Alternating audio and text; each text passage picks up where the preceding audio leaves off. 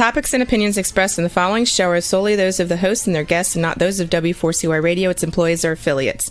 We make no recommendations or endorsements for radio show programs, services, or products mentioned on air or on our web. No liability, explicit or implied, shall be extended to W4CY Radio or its employees or affiliates.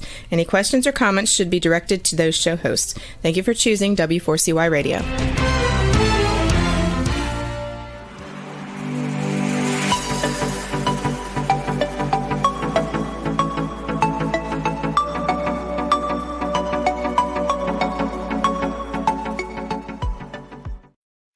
Well, welcome and thank you for joining us and being part of the solution, not adding to the problem.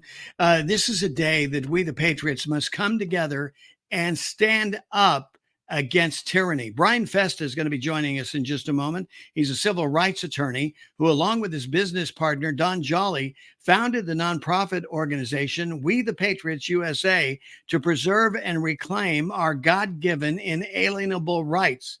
Now, you need to understand that God-given inalienable rights. These are the rights that are given to us by God, not by government.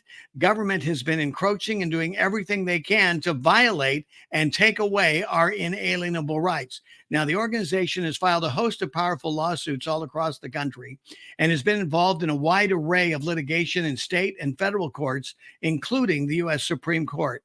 We, the people, must fight back for our freedoms as enumerated in our Constitution, especially our First and Second Amendment rights. Brian Festa, welcome to the show. Good to have you with us, sir. Thanks, Bill. It's great to be here. Well, we are and have been saying for quite a while that America is at a tipping point. But where I see us right now, Brian, is that we're on the other side of that tipping point. We're on the downhill side of it. And as you know, when that fulcrum points down and you're heading in the same direction as the point of that fulcrum, you're picking up speed. And this is why things that seem to be happening with such rapidity in our country are shocking people, but you shouldn't be shocked. You just need to understand that while you've been sleeping, our country has been going to hell in a handbasket. Yeah, if you're shocked, you haven't been paying attention, Bill. Yes. That's the reality of it, because this has been in the works for not just years, really decades. Mm-hmm. Those of us that are old enough to know, or remember even, and I'm not, that old, but I can remember even 30, 35 years ago being in school. And none of the things that were said that are being said in classrooms today would have been allowed even then. And we're talking about the 80s and the 90s. Mm-hmm. Okay, we're not talking about 100 years ago or even 50 or 60 years ago. We're talking about the 1980s and 1990s. Never would you have had this kind of nonsense about LGBT in classrooms and boys being girls, girls being boys, and then pronouns and it and anything else. I mean, that would have been unheard of. You would have been thrown out of school, and no teacher would have dared to say that. Right. Now, if you don't say it, you can be thrown out of school. Now, if you don't say it, you can be fired. Right. And I'm bringing that up because this is one of the initiatives that we are working very hard to pursue right now, is to get rid of that transgender mafia and indoctrination from our public schools, and to stand up not only for the children, obviously primarily for the children, but also for teachers and for parents who want to fight back. There are a lot of great teachers still in public schools, God-fearing Christian people that say, we do not agree with this nonsense. We do not want to call. It violates my deeply held religious convictions for me to sit here and call Billy Susie or vice versa. Yeah. And we stand with them. And so if there's anyone listening, you will talk about funding and what we need later. But right now, I want to talk about the litigation. If there's anyone listening who is in that situation, if you're a parent trying to fight your school system, if you're a teacher being threatened with discipline or termination because you refuse to violate your deeply held religious convictions, please contact us. Please reach out. It's info@WeThePatriotsUSA.org. info at WeThePatriotsUSA.org. We want to hear from you. We want to talk to you. We want to file a lawsuit on your behalf. If you check all the boxes, obviously there's a vetting process to make sure that you have standing to bring the lawsuit. We don't just, willy-nilly bring lawsuits, but I at least want to talk to you. I want to find out some things. I want to gather some facts and see if this is a case that we can take on, because we have to fight back against this cult. Really, it is what it is. Well, Brian, like you yeah. say, I mean, whether or not you may or may not have standing, but you may have pertinent information that can advance the cause for another case, right? So Correct. This is something that we all have to come together and work together for. We must have a sense of mission and unity on who it is we're fighting and what we're coming against, right? Correct. And, even if you don't have standing, your colleague might, or another parent in your town, your neighbor might. So you give me the information and put me in touch with those people, and we might be able to bring a lawsuit. So yes, anyone who has any kind of leads on this front, please contact us, because we really, really want to take this on. Maybe you don't even have children in school. Maybe you have grandchildren, though, yes, that are being exposed to this. Talk to your son or your daughter and say what's going on in that school. I heard this guy, Brian Festa from WeThePatriotsUSA on the Bill Martinez Show today, and I think that he might be able to take your case. So please spread the word, even if you don't personally have children in school anymore. We need your help, because remember, all of us at some point are going to fly off of this planet, right? And we have children and grandchildren and great-grandchildren, future generations. We need to protect this world and this country, this great country of ours, from this evil. This is satanic. There's no other way to put it, Bill. Right, exactly. Well, when you talk about tyranny, before we would talk about it and see, well, this is the trajectory. We're heading to tyranny. Well, it is knocking on our door now. I mean, this isn't something that's so existential that we can put it off for another 10, 20 years. It's here. And you can see the fruit of this evil and tyranny, as you just cited brilliantly, Brian, in the classrooms. And teachers are being handcuffed. This idea that the teachers union are saying that the parents are not responsible for their children, and that you could be put in a position because you don't want to go along with something that, the school nurse has decided on her own about your child's gender. And because you challenge that, then you're the one that can end up with a lawsuit and in jail because you didn't go along with the current narrative, right? Yeah, in California, they passed a law that you can, change, and that won't surprise anyone. California, I've got a story from California, I'll tell you in a minute, but that you can actually, the child can change gender without the consent or knowledge of the parents, and they don't have to tell the parents. And if the parents try to fight or interfere, they can actually be prosecuted. So that is just ridiculous. The parents are the primary educators and have the primacy of child rearing with regard to their own offspring, their children. Okay, it's parents first, and then it would be, I wouldn't even put teachers second. I'd put parents, and then I'd put people like grandparents and godparents and people like that second, and then maybe 3, 4, 5, 6 ways down the line, I'd have a teacher involved. But the parents get the first decision, right? Only if the parents consent to something could you even begin to consider doing it in school. Now, I don't think even if the parents consent, we should be changing gender. Or that's a whole nother ball of wax, okay? Because what they're doing in hospitals and these clinics, they're mutilating children for the rest of their lives, and they're making them permanently addictive to pharmaceuticals because they have to maintain a prescription regimen for the rest of their lives, Brian. That's right. And we're seeing more and more cases of people that are trying to detransition. So they get to be 19, 20, 21 years old, maybe even a little older, and say, what did I do to myself? I can never have children now. I don't have, these girls or these young women that I don't have breasts anymore. I can't have children. What's going on? What did you do to me, mom, dad, doctor? What did you do to me? Well, you said you wanted. I said I wanted it. I was 9 years old. Yeah. Exactly. I don't know what the heck I want when I'm 9. You know what I mean? Children we don't let them make any other decisions. We don't let them just eat whatever they want. Well, we should, if we're good parents, we don't let them just eat anything they want, anytime they want, go anywhere they want without our permission. We don't let them make decisions about other things, obviously alcohol, smoking, sex, all those decisions. We don't let them make those when they're 9 years old, right? We don't give them access to those things when they're 9 years old. Right? Or 10 years old, or 11 or 12 even, right? We don't give them access to those things. But yet we're going to say you can make a life-changing decision that'll be permanent about your future, about your body, cutting off parts of your body, putting in different things, injecting you with hormones. You have the wherewithal at 8, 9, 10 years old to make that kind of decision. That's just insanity. Who can stand by logically? Exactly. I don't even think most of these people who are pushing it believe it. They have some other darker agenda afoot, but I don't even think most of them really, if you get them alone in a room, would say, yeah, that makes total sense that an 8-year-old, a 9-year-old. Now, we saw it. Matt Walsh had a great documentary last year. It was released, I believe, What is a Woman? Right? And Yes, we saw right. that on the Well Daily done. I Wire. That remember was that. great. That's Yeah. great. I'm giving them free. They don't need me to give them publicity. They've got enough people to do that for them. Oh, we can. But Well, we're happy to support Matt at any level, but I he love did an it. outstanding job with this. Yes, go ahead. I love it. He did an outstanding job. And I watched that. He had a little humor to it because it was so ridiculous sitting with these people, these professors and doctors, and they're sitting down with a straight face. They're saying, yes, a child should be able to mutilate themselves. It's like, you can't honestly believe that. I don't care how blue your hair is. Right. Maybe some of that soaked into your brain. I don't know. But Right. you can't believe that. But anyway, we want to stand up. We want to take on a legal fight. So they've done a great job over the Daily Wire exposing all this, right? Bringing it to the light of day, seeing what's going on in these clinics and in schools.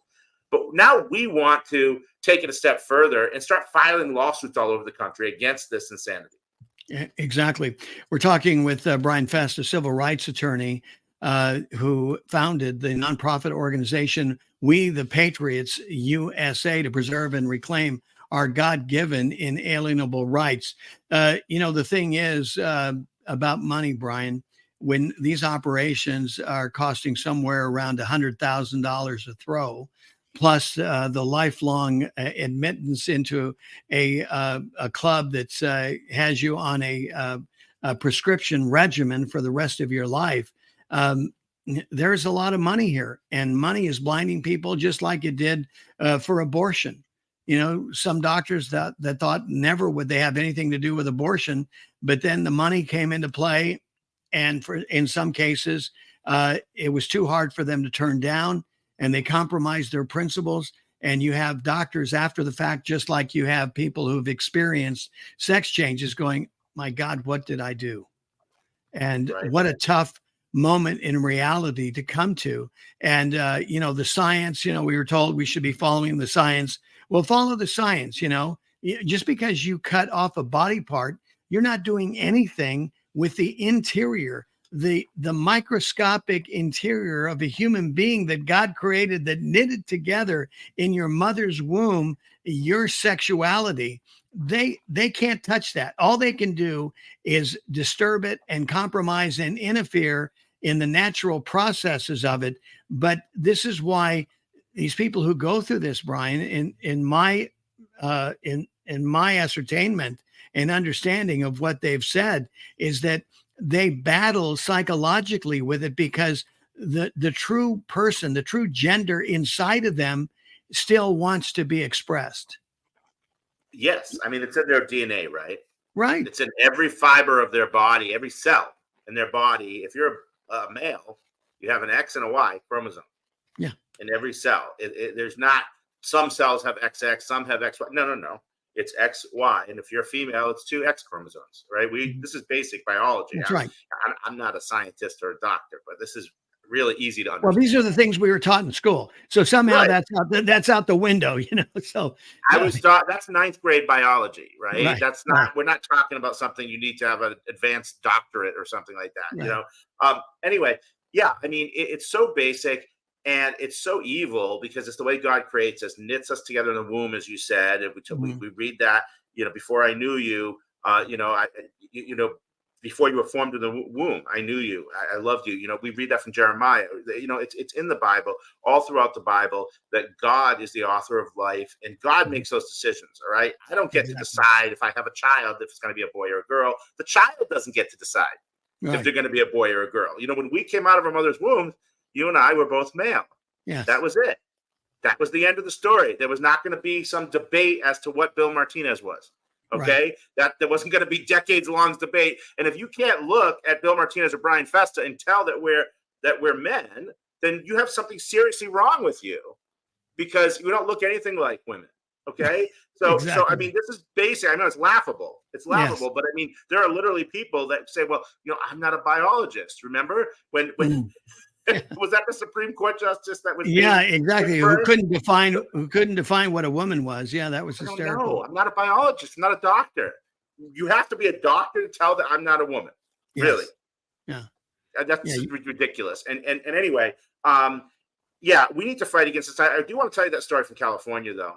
Yeah, please. So I had a teacher from Oakland, California. Now this won't surprise you because it's Oakland, which is loony land, okay, along with San Francisco, right there across the bay, right? Mm-hmm. So Oakland, California, beautiful country, really beautiful area, but they've destroyed it like everywhere else, right? And so this teacher called me. This is a devout Catholic woman. Mm. She said, "Listen, I am being forced by my district to call this little boy in my classroom. This was a kindergarten classroom, 5 years old. I'm being forced by my district and by his parents to call him by a girl's name, to refer to him as a girl. That goes against my religion. I'm a devout Catholic, traditional Catholic, Orthodox. I do not believe in calling a boy a girl a boy. Plus, this is an immersion classroom. She was of Hispanic descent. She taught also Spanish to these kids. And she said, when you're, using these pronouns, it doesn't just work because their names have to be, conjugated a certain way. We can't I can't just as easily in English say him or her. It's not that easy because every word then I have to change either with an A or an O at the end, and sometimes it just doesn't fit and it wouldn't make sense. And I'm trying to teach these kids Spanish and English at the same time. I'm not so even from a practical standpoint, it doesn't work. But even if it did work from the language standpoint, from a linguistic standpoint, even if that worked, I'm not doing it because it violates my religion. It violates my religion. God made male and female, created he them. That's Genesis. That's right. Okay? Exactly. That's basic.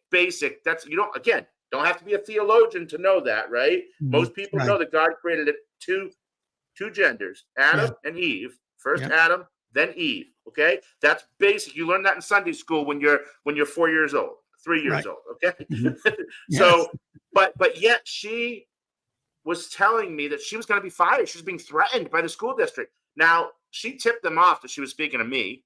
She was speaking to lawyers. Right. I don't know if she used my name, but I think she tipped the school district off. They backed down and they just put the kid in a different classroom. I wish she hadn't done that, actually. I'm not going to mention who she is. I won't be. But I kind of wish she had done that, not because I wanted her to lose her job, because we had a perfect case. That was a public school, in the state of California, going after someone based on the religious belief and was going to fire someone or discipline them. Once they found out she had lawyers involved, they just transferred the kid out and they let her keep teaching. So there's no case at that point. We don't have a lawsuit if they didn't actually fire you or do anything to you. Yeah, she has no standing at that point. She has no standing. So unfortunately for people like me, for lawyers, that's bad because we could have won, and not only one for her, but one for teachers all across California and across the country. Yeah, because it's all about setting precedent, isn't it? Right. And we would have had a great case. I mean, that would have been as close to a slam dunk case as you can get.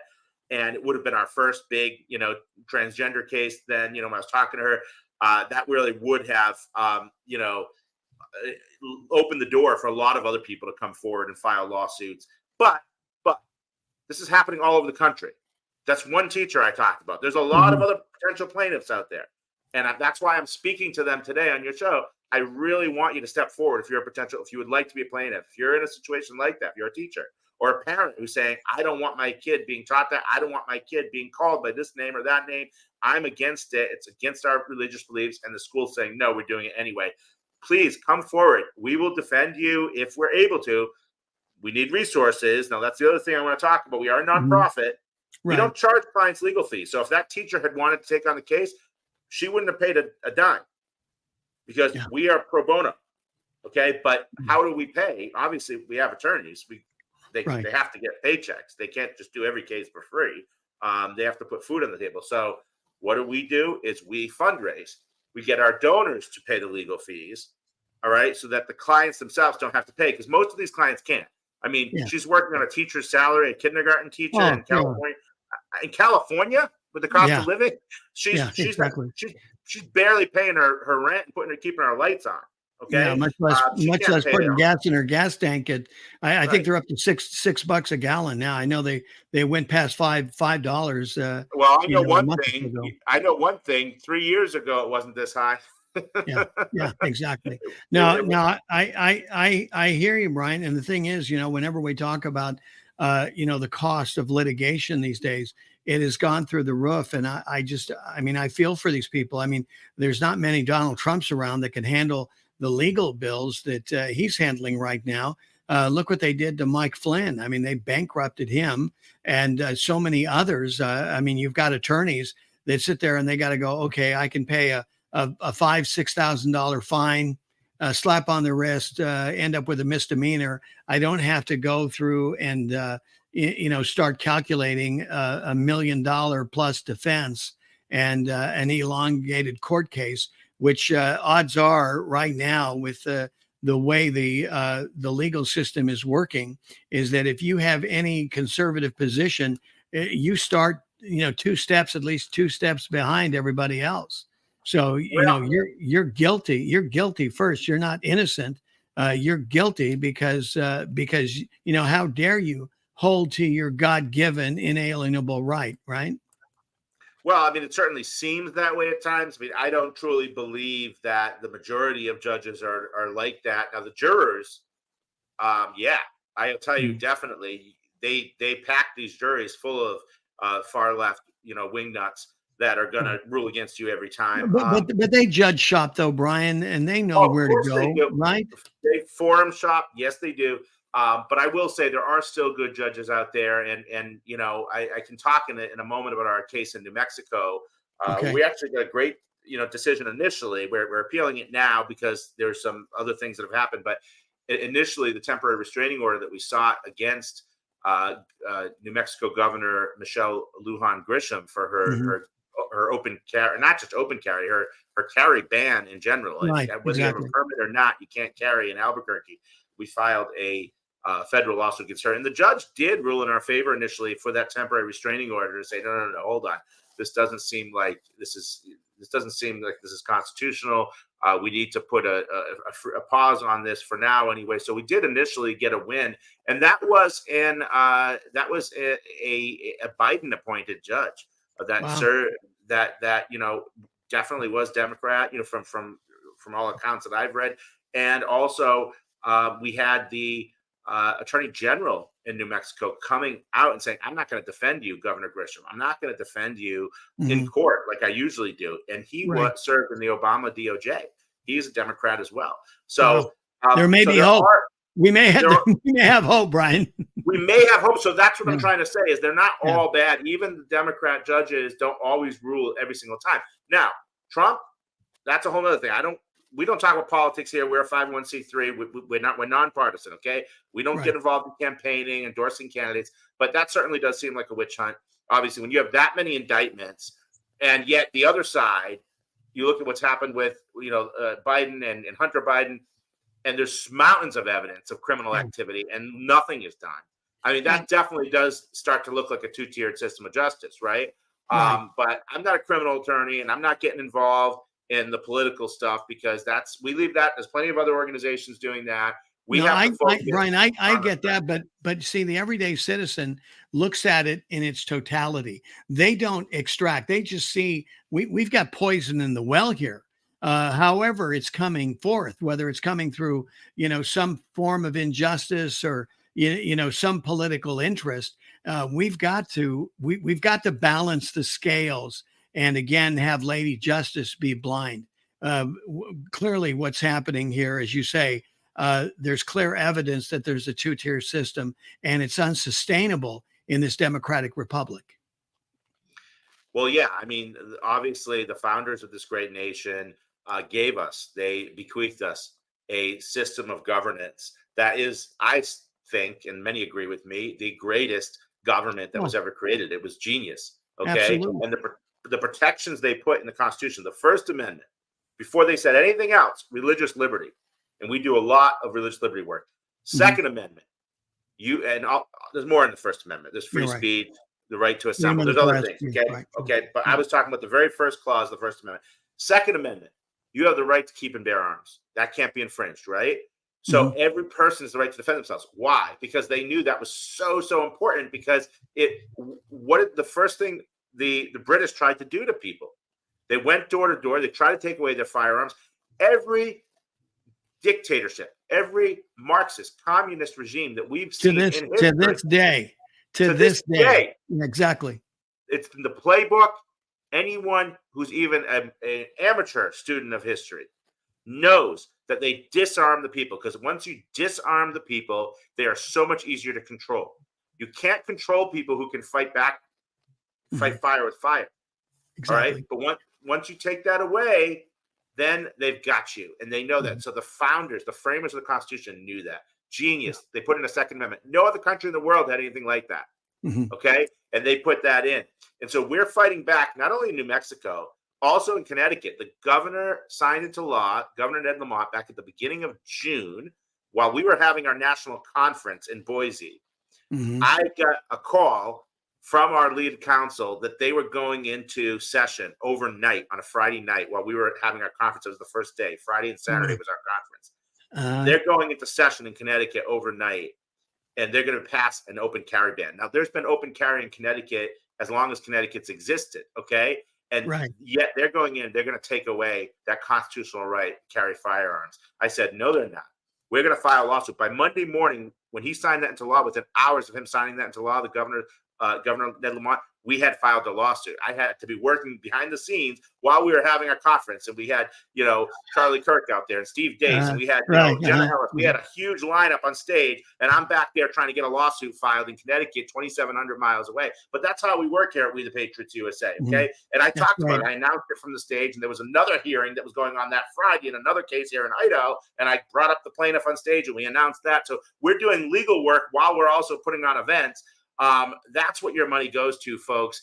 Education and litigation. We want to educate the public about all of these important issues. We host events, but then litigation. We actually put our money where our mouths are. We don't just talk about it, folks. We go into court. We have cases in New York, in Connecticut, in California, in Michigan, in Minnesota, in New Mexico, in Missouri, in Florida. The list goes on and on and on of lawsuits that we filed. And we've done this on a shoestring budget, Bill. We don't have millions of dollars. We're not the ACLU with $100 million litigation budget. We don't even have $1 million of a litigation budget. Okay. I'm sure our government doesn't give you some sort of grant, right? No grants from the government. We've applied. We apply to everyone, private foundations, public foundations. We apply to grants anyway. We never get them because they're not going to fund us. George Soros isn't sending us a check. Bill Gates isn't sending us a check. Jeff Bezos isn't sending us a check. No one's sending us checks like that. We have to rely on average, everyday Americans, hardworking, salt of the earth people that we love. Okay, those are the people we defend, but they give us $10 a month, or they give us $20, or they send us maybe once a year $50 or $100. We just have to string all those together, but it takes thousands of people to do that. And right now, I will tell you something. I'm going to give you some inside baseball. All of our finances have to be disclosed publicly anyway, because we're a 501c3 nonprofit. We have to publish all of our tax returns. So I'm going to tell you right now, funding is way down this year because of this economy, because of the devastation this administration has wrought on the American people, where you have gas, like you say, in California, $6 a gallon. People can't even fill their tanks with gas or put food on their tables. The last thing they're thinking of is giving to charity. But I strongly encourage you, even if you have to just skip a cup of coffee, whatever you can do, even if it's only $5, $10 a month, the monthly donors in particular really, really help us, because that gives us a predictable stream of income. So when I have someone like that teacher in California or a parent in Minnesota or something, they want to file a lawsuit against their local school district because they're pushing transgender nonsense on their children, I have to look at my budget and say, okay, what do I have? What can I expect next month? Now, obviously, people can change their donations. They can cancel them. So I can't guarantee that every donation is going to be there, but at least I have a rough idea. If I have this many people signed up for monthly donations, I have a rough idea. I have this much to work with next month. Exactly. Yes, Joe Smith in Minnesota. Yes, I can take on your lawsuit. Let's get it filed next week. And we move like that. By the way, it's usually filed within a week or two. We move. We move. Wow. We don't sit on lawsuits. Someone calls us, they need help. Within a couple of weeks, that's in court. Okay, It's already filed in federal court. We announce it. We have a press conference. We go. And you can look all of our filings on our website under our legal updates section. We have a link in every single press release and article where you can read the actual filing with the stamp from the court to show that it was filed. we put our money where our mouths are. There's a lot of other people out there that like to talk, and they do a good job talking. They do a better job than I do talking, if you can believe that. I don't know. They You're go doing on great. they go all around the country, and they Right. do these speaking events. And I'm not naming names. Some of them are very good people, but people are throwing millions of dollars at them, and all they're doing is, because they're celebrities, they're making appearances and talking. They haven't filed a single lawsuit. They've never won a single victory, but people are literally giving them, some of these organizations pull in 20, 30, $40 million a year easily. Yeah. And yet And organizations look like at their mine, administrative costs, Brian. we've actually won victories. And if your assistant at some point, your producer can put up the commercial, you'll see we've been featured all across the country in media for the victories that we've won, particularly our recent victory in New Mexico.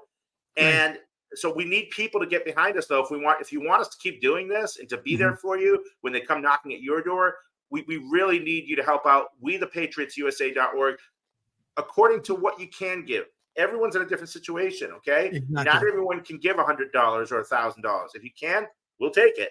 We would love it. But if you can't, if you can only afford $5 or $10, we'd gladly have you support us. Well, let's play the commercial. Go ahead.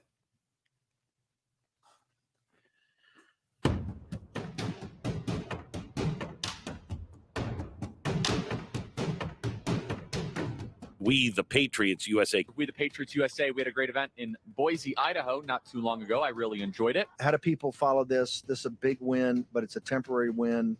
This is a gun grab. This is to take away people's Second Amendment rights. It's outrageous. You guys have been playing offense against the governor of New Mexico. A really great organization. Everyone listening, by the way, they do such great legal work. We the Patriots USA. We the Patriots USA. I am just floored how you're seamlessly getting into all different constitutional rights, do so much with such success. WeThePatriotsUSA.org. Is there anything we can do to help? If you emailed me and said, would it be a better way to invest my money, I'd give it to WeThePatriotsUSA.org instead. That's why I give my money to them. They're trying to win. Well, what a great endorsement there, from people that we know and respect, there, Brian. And the thing is interesting, as you were talking about, the people who contribute and who are, and look at the people who are not contributing and what they're contributing for. I mean, they are participating, the Michael Bloombergs and the Soroses and the Bill Gates, these big money people, they're participating. They're really anti-constitutionalists. They're anti-inalienable rights. They're anti-American. And because they have this mindset, this elitist mindset, I'm firmly convinced, Brian, that they think that we're not capable of taking care of ourselves. The 45 million people here in the United States, they're incapable. They're a bunch of deplorables, or at least 50% of them is so determined by one individual, one political figure, because she knows all. This was quite revolutionary, going back to the founding of this country, that you would empower we the people. I mean, the three most important words of the Constitution is we the people, and starts off that way. So it's quite a directional and a basis for everything that this country stands for. And it is antithetical to these people these elites that somehow think they have the arrogance to think, Brian, that, thank God for them. If it wasn't for them, you wouldn't be able to do what you do. Right. And the name of our organization is obviously a progeny of that phrase. Okay. Right. We the people. It's we the Patriots. The reason we chose that is because, unfortunately, there are way too many people in our own country, on our own soil, that are trying to tear down the country. Exactly. And we're not going to represent their causes. So no, we're not representing all of the people. I'm not president of the United States. I don't represent all people. Okay. I'm not a senator. I'm not a legislator. I'm not a politician. I don't represent all people. You know who I represent? I represent the Patriots. I represent the people who want to preserve this country, to defend this country, to fight to defend it every day until their dying breath. That is who I represent. So we called it We the Patriots. Okay, that's who we're representing. Not because We the People is too broad now. Unfortunately, exactly. there's too many insurrectionists, and the insurrectionists aren't the people who are defending, okay, our liberties and our Constitution. You use the word patriot, and they call you a domestic terrorist to use patriot. Right. No, the insurrectionists are the ones who are pushing that transgender agenda on our children, who are pushing critical race theory on our children, who are trying to take our guns away, and who are profiting off of tragedies like we saw last night in Maine, and are going to say that's why nobody should have a gun. And if you have any mental health condition, whether it's anxiety, depression, anything, take their guns away. And they're going to use that. I can already see it. I was listening to the report of that tragedy this morning on the news as I was driving today in the car. And I said, this is horrible. I know, number one, obviously we're I'm originally from New England. Okay. And so there's a very soft spot in my heart for places like Maine, and the people there, what they're suffering is terrible. And we should not be capitalizing on that to make a gun grab, because that's what they're doing. They capitalize on those deaths. They say, oh, those people died. Oh, good. We can use that to get their guns. Exactly. No, you don't use it for anything. You help them. You help these families out. You give them more safety. Okay. Like the school shootings. Okay. You don't take guns away. Oh, so now we shouldn't have police officers in schools and, trained teachers who have permits and stuff. No, we're not going to allow them to carry in school. We're going to take the hands out of the good guys. That's your response to protect the community. Exactly.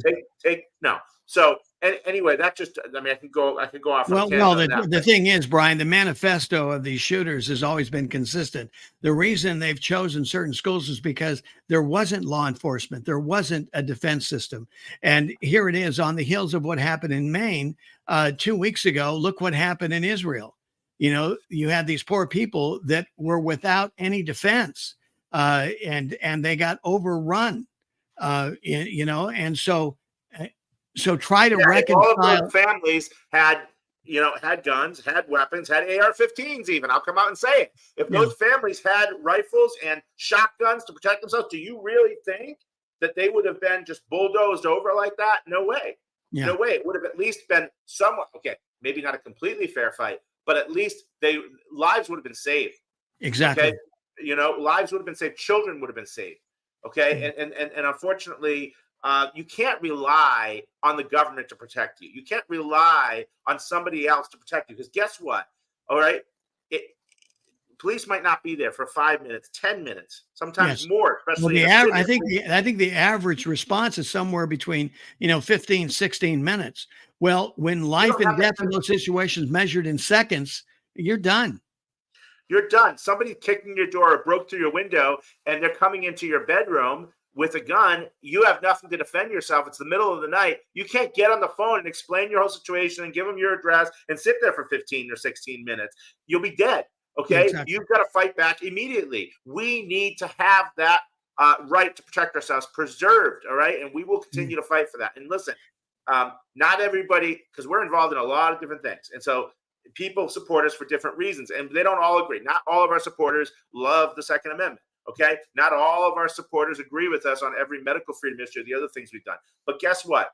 We fight for all of these constitutional rights. All right. So there's something for everyone here. It's sort of like a buffet. All right. There's something for everyone. Well, if it's supporting our inalienable rights, that is the overall umbrella, right? Right. That's the overall umbrella. As you said in the open, these are God-given rights. These aren't rights given by me or by Thomas Jefferson or John Adams or George Washington even. No, they didn't give us any rights. Okay. Right. God gave us the rights at the moment of creation. These are basic human rights that he gave to humanity and to mankind. And so we defend those rights. Yes, they're recorded in the Constitution. Most of them, not all of them, but most of them are recorded in the Constitution. Right. But that's just a document that records them. It doesn't grant us the rights. And so a right granted to us by God, no man can take away. That's right. All right. I don't care if you're a governor, a senator, a president, or even a judge, cannot take away something that was given to us by our Creator. Okay. And there are good judges still out there. I know people are just completely disillusioned and jaded about our judicial system. But believe it or not, in our line of work, we've encountered many good judges who respect that, who say, well, listen, I appreciate your integrity to do that, because there's enough emotion flying around. We need to stay anchored. We need to be educated and knowledgeable about it. And this is why we try to have a fair hearing on this show and offer this independent platform so that we can have a free and fair discussion about these issues. I tell people again all the time, I always remind them that don't just take our word for it.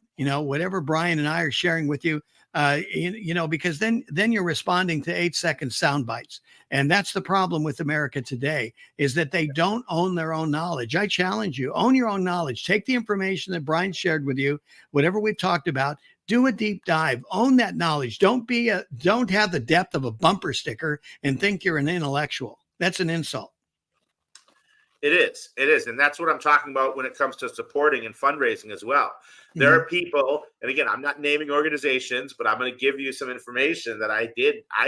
There's a large organization out there that has a celebrity front person. And I happen to know somebody on the inside who does fundraising for them.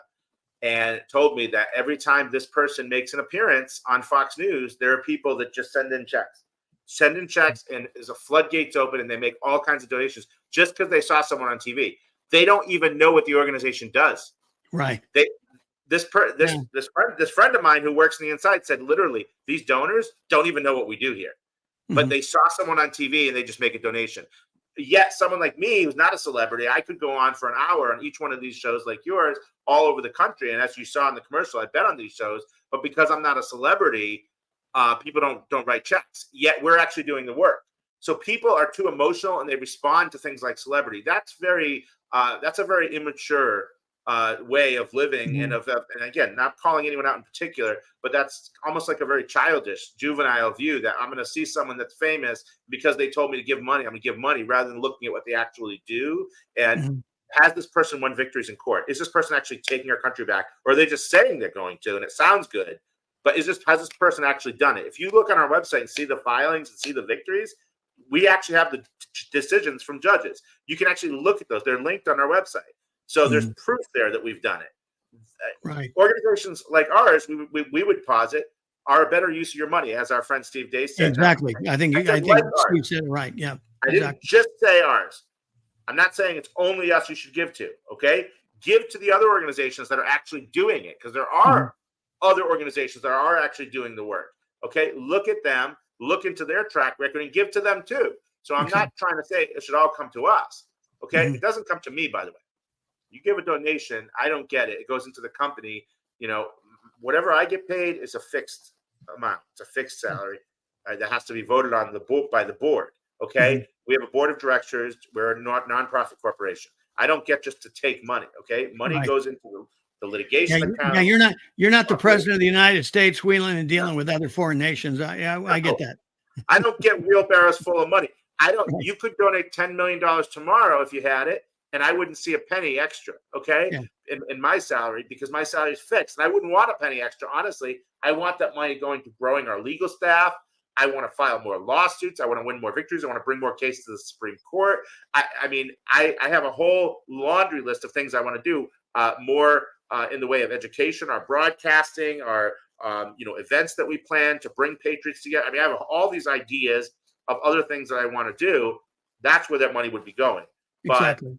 But unfortunately, like I said, we just don't have the cadre of billionaires on our side that they do on their side. Well, you got 5 stones, one stone at a time, David. We'll go after Goliath, and we'll trust that the people and our viewers will participate in the name of justice, in the name of the Constitution, for all the great viewers. How many listeners do you have? Do you know? It's millions. Because what happened with this show here now, we've expanded our radio show as about 2.5 million. And this year, our footprint in terms of all the connections is multiple, even, probably about 3-4 times that. Let's say it's 1 million. Let's just say, for the sake of argument, only 1 million people listen to the show. If all 1 million people who are listening to me right now just gave $10, like I said earlier, that would be the $10 million donation that I just mentioned. That would be it. We'd have 10. We would be funded really that could fund us for most of the next decade. And Brian would actually go out and get a wheelbarrow and put all that money in there just for fun. Listen, it goes right in there. Exactly. I can do that on your show. If we get that kind of response, the problem is, Bill, let's be real. The problem is a million people listen, and I've been on your show before, on your radio show. Yeah. Okay. And unfortunately, yeah, we do get a response, but unfortunately, it's not all million people. It's not even 500,000. It's not even 250,000. It's not even 1/10 of a million. What I'll get is I'll get a few dozen people that'll step forward and give me that $10. Yeah. And unfortunately, yes, we're very appreciative of every donation, but it doesn't come in by the thousands, by the millions of people, because the vast majority of people that listen say, well, that's nice. I like what you're doing, but you know what? Times are tough. I get it. Charity begins at home. I got to take care of my family. I get it. I got to take care of mine too. But at the end of the day, we're not even going to have anything to take care of. We're not going to have a country to take care of if we don't fight and take it back. So again, if you can find it in your hearts or in your wallet, even to give $10, even if you sign up for a monthly donation, that's great, because then, we have a predictable stream of income. It's right there. WeThePatriotsUSA.org. You'll see a donate button at the top. We have various other legal funds and initiatives that we're working on right now that you can find there as well. But we really want to take back this country, and we're censored. I'm going to say something about censorship, because I know that's a big topic too among people that are seeing. We have to be careful ourselves here. I think anybody that uses specific platforms have to be careful. There are certain things you cannot talk about, and so I try to respect the rules of the platform, because if you don't, you're censored and you're off. Right, we are censored actually more than organizations that are 10 times the size of ours who are doing similar work. And so you have to stop and wonder, why is that? Why do they see us as more of a threat? Unfortunately, some of the larger organizations, not all of them, all right, there are great organizations out there. I could give some plugs to some organizations that I actually love, that I've worked with, that do excellent work. And actually, I'll throw out some names: Alliance Defending Freedom and Children's Health Defense that we've worked with. I could give you a list. There are organizations that I believe are really I can tell you part of the reason is the algorithm. Patriots. You got Patriots in your name. But there's beyond that. There's something else going on here. So why are we a threat? Why are we a threat, though, beyond that? Because even the word freedom is a dirty word. You say a Freedom Foundation, Alliance Defending Freedom, that should be a dirty word. But it's not that they haven't been censored, because they have been. Okay.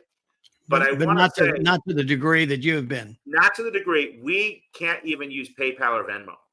PayPal and Venmo banned. My business partner and I, Don Jolly, she and I are banned for life from using those, not only for our business, but on a personal account. Why? Because we announced a lawsuit against critical race theory in Connecticut. And that day, later that day or the next day, they told us, you can't ever use this again to fundraise. You can't ever use our payment processors.